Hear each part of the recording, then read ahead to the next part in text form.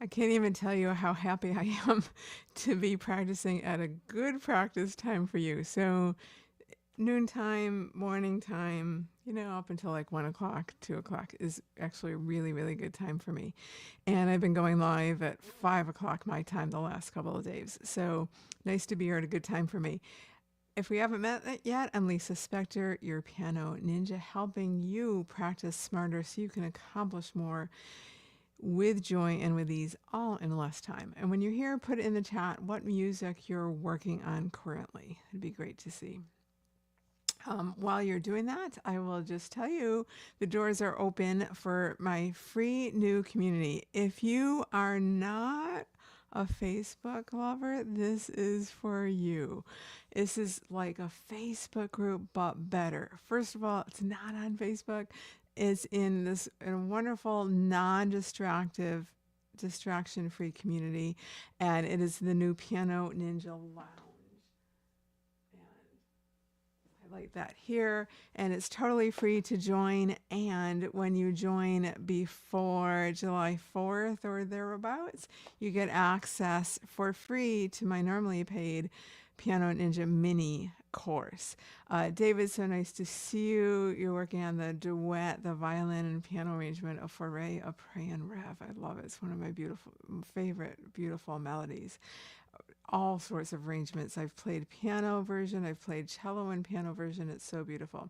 So when you get here, put in the chat what you're working on, and then join our free piano community where smart practice habits meets a wonderful community at lounge.lisaspector.com. So today's practice session is going to be a little different. Hi, Susan. So nice to see you. Put in the chat. Feel free to put in the chat what music you're working on. So the topic is how to practice more piano music in less time. And the answer is that you actually don't. The answer is you actually practice less of it. So I've got this program with several Gershwin pieces and several Goluboff nocturnes and Amy Beach. I'm not practicing it all right now. I have chosen specifically two pieces by Zach Goluboff Davis. He's a current Northeastern young fabulous composer, and I'm so fortunate he's written music for me.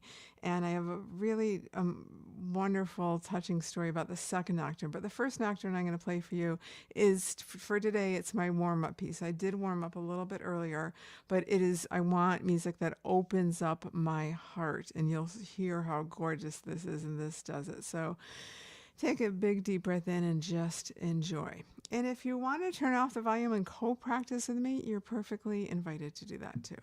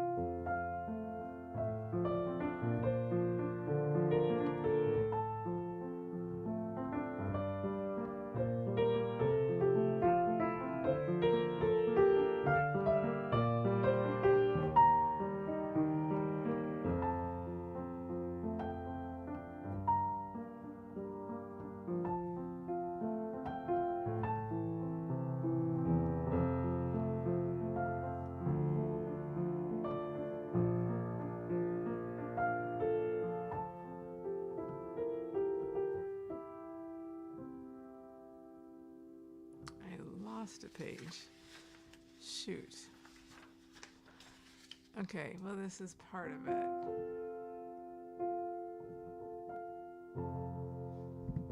So I lost a page. I normally have this on my iPad, and my iPad malfunctioned, so all my music I got printed out, and just going with the flow. And I may play that for my All-American concert. I think I probably will. I think it would fit in well after the beach. So the next, because this is, give me just 1 second.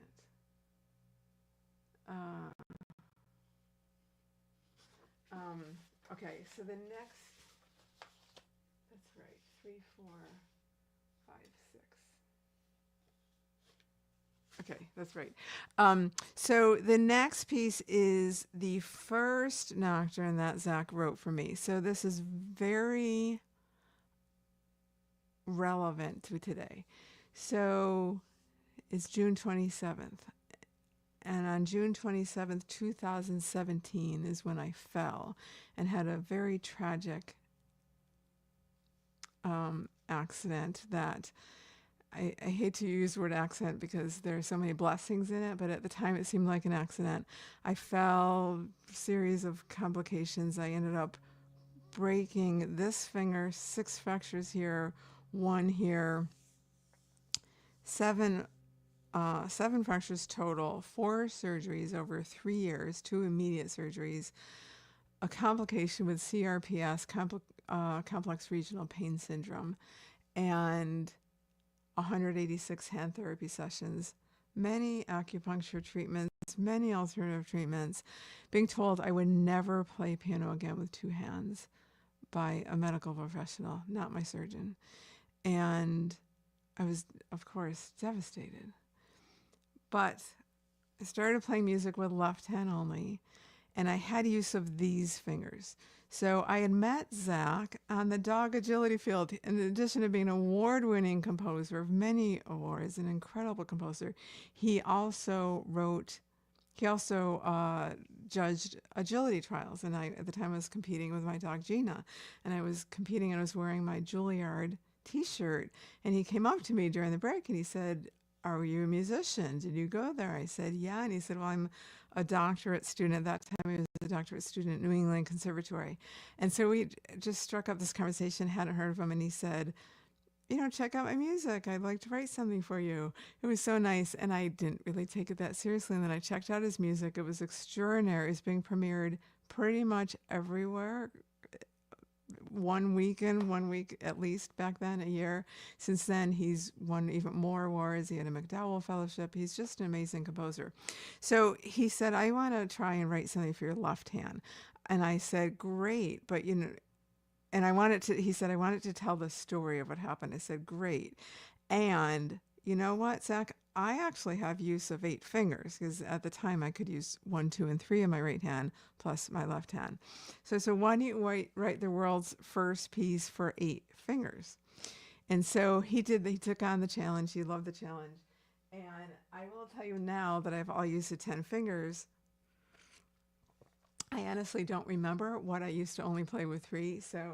And I haven't looked at this in a few years, and it's not easy, you'll hear, but it's 1 week before the concert, so I'm pulling it out, and I will be practicing it daily. So this is my focus time on it.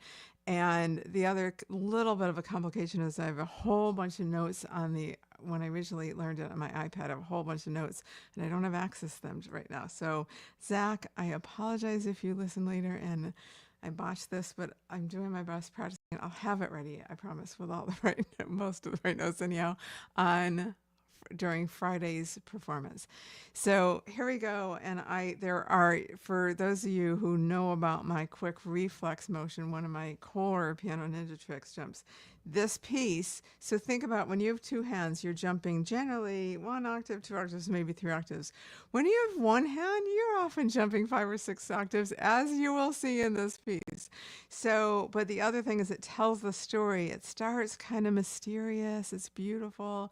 And I'm kind of wandering, and it builds up to this big fortissimo crash where I fell, and then I'm kind of in a daze and I'm coming out of it, and it sounds almost improvisatory. And then this beautiful, dark, minor key just exquisitely goes into major with such beauty and such sublime music. It just feels like the heavens have opened. So enjoy. I mean, you'll enjoy it during the concert. We'll see if hopefully you'll enjoy my practicing of it too.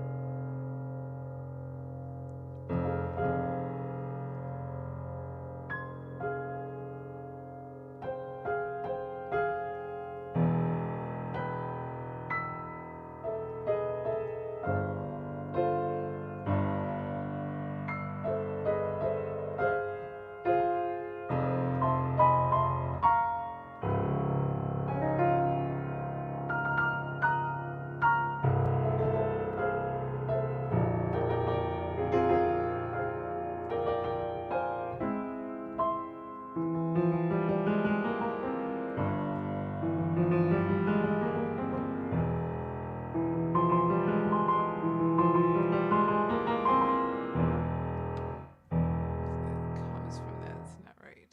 Bum.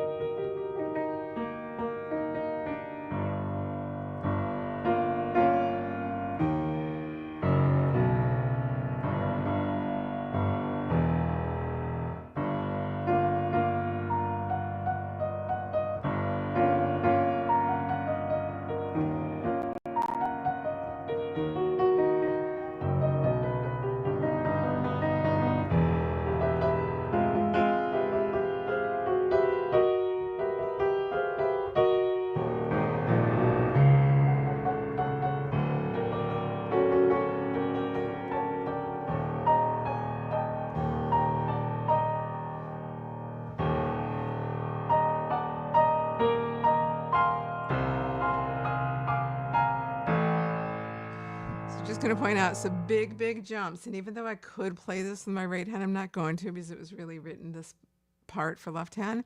So quick reflex motion. I'm going to repeat it about 3 to 5 times before I go on because I don't want to give myself more information to take in that I'm going to forget tomorrow. It helps me really retain from practice session to practice session.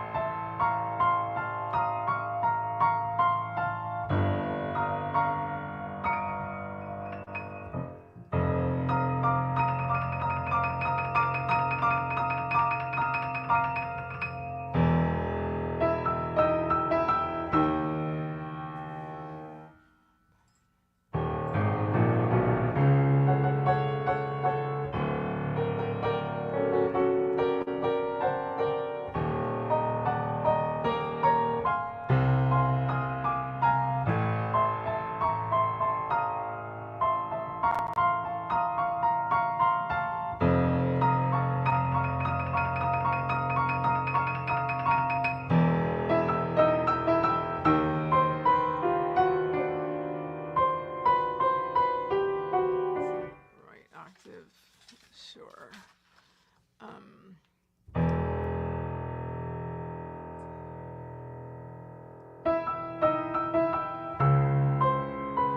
Just here.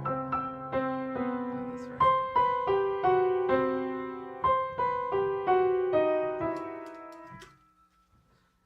Sharp.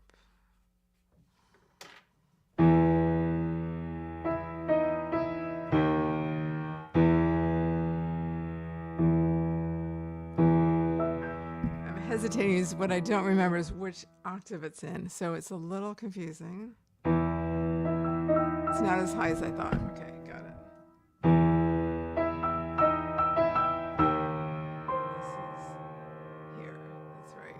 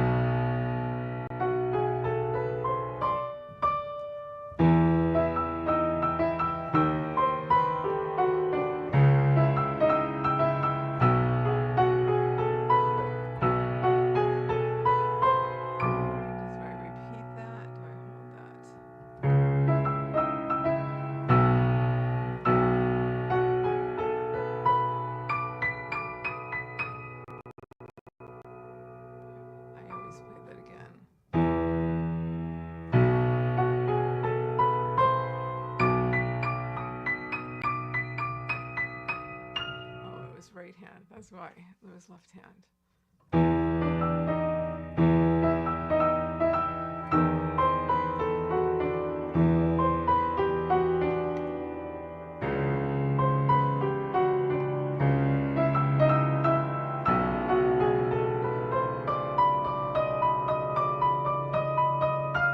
So there, I could use a damper middle pedal.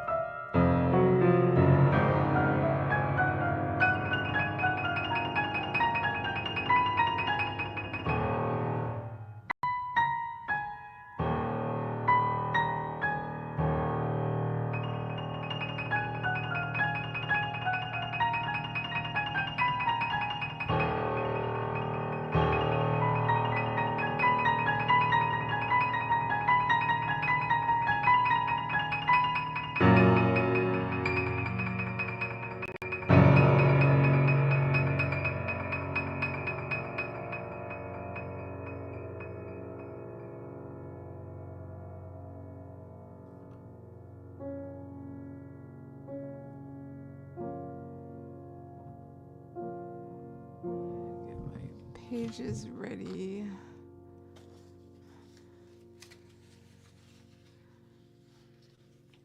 Oh, that's where that went. Okay.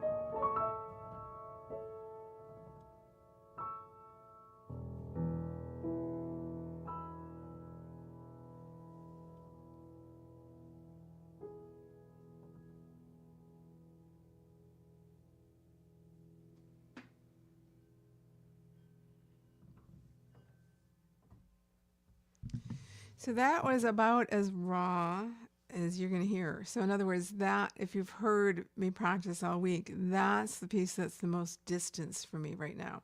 So what I'm going to do, referring back to the topic of of how to practice more piano in less time, I'm going to spend, I'll do this off camera where I'll spend more time on this and less on the music that I don't need to as much time on. Like even many sections of the Rhapsody Blue, I don't need as much time on. So most of my focus, it's not like, oh, I've got to get to the Gershwin, so I better just hurry up and get through this. I'm going to spend as much time as I need, and I'm going to have short practice sessions like this where I'm going to just focus on this. And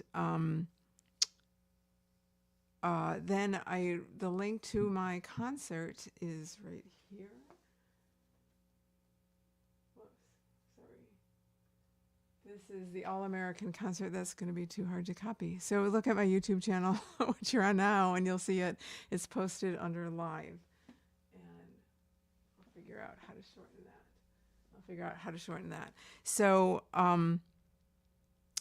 there are a lot of, very intricate fingering things in this. Now, what's a little tricky is it was written for 8 fingers. So I'm trying as best as I can to still use those 8 fingers, but since I have 10 available to me, when I can, it's just easy to just grab those other notes with my right hand.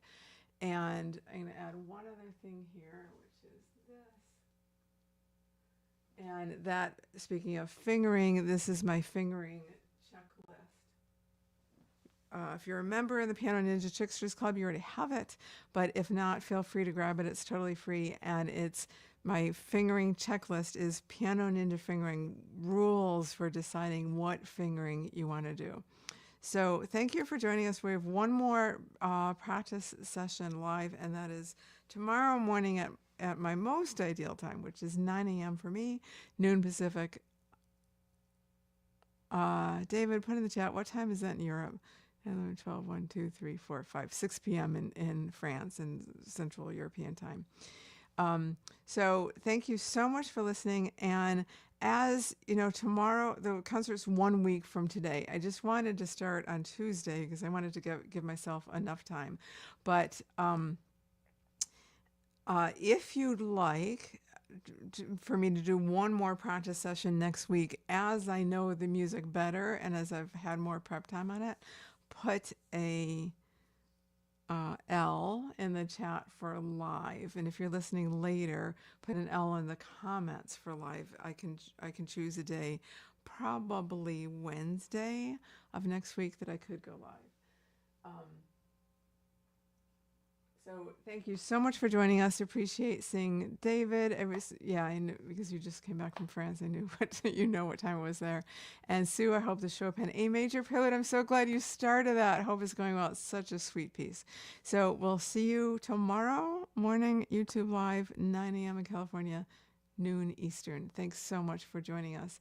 And this is available for you to rewatch or co-practice with. I don't know why, but my friend Sue Hammond and other people have told me they just like watching my hands when they're practicing.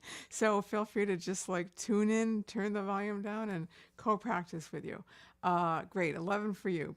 Terrific. Look forward to seeing you there, Sue, aka Thelma. Long story. We'll see you tomorrow. Thanks so much for listening. I'm Lisa Spector, your Piano Ninja, and this is my dog Sundance, who's been snoozing. So, such a good girl.